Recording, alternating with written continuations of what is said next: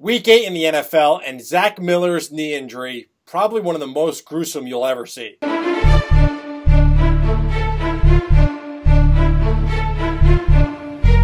Hey, I'm Bill Enright from FFChamps.com. With me, Jared Smola, SportsInjuryPredictor.com. And Jared, this may not be the most impactful from a fantasy football standpoint, but Chicago Bears tight end Zach Miller had a devastating, gruesome, make you kind of queasy and nauseous type of injury, and it was actually life-threatening.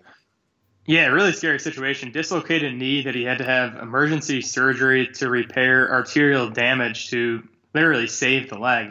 It sounds like the leg will be saved. So, from a life perspective, he'll be fine going forward. Obviously, a season-ending injury, probably a career-ending injury for a guy who's already well into his 30s now.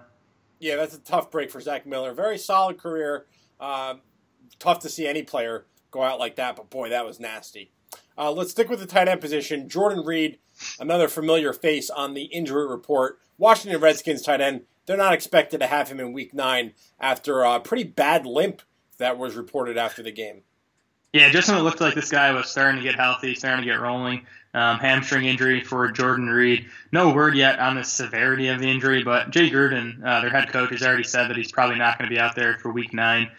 This is Reed's fourth hamstring injury as a pro.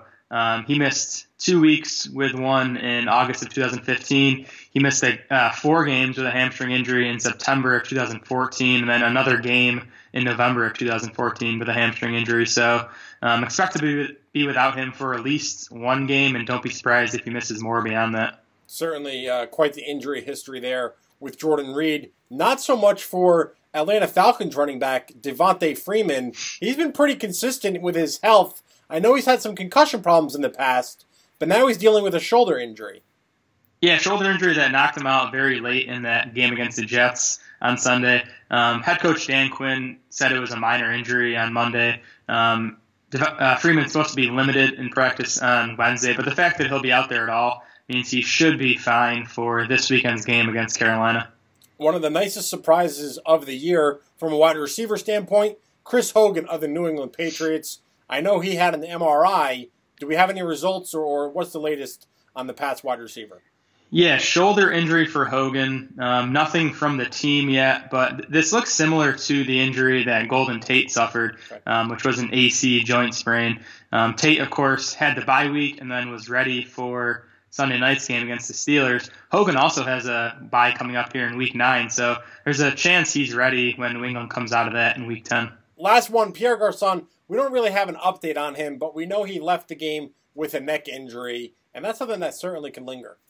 Yeah, definitely. Didn't re-enter that game against Philly. Might have been, partly due to the fact that it was a blowout, and he's an older player. We'll have to keep an eye on his status throughout this week. All right, that wraps up this week's injury report. Again, that Zach Miller injury. If you're one of those people that like to see gruesome, nauseating stuff, you might want to go check it out. But viewer discretion is advised. It was a nasty one, man. He's Jared. I'm Bill. Thanks for watching.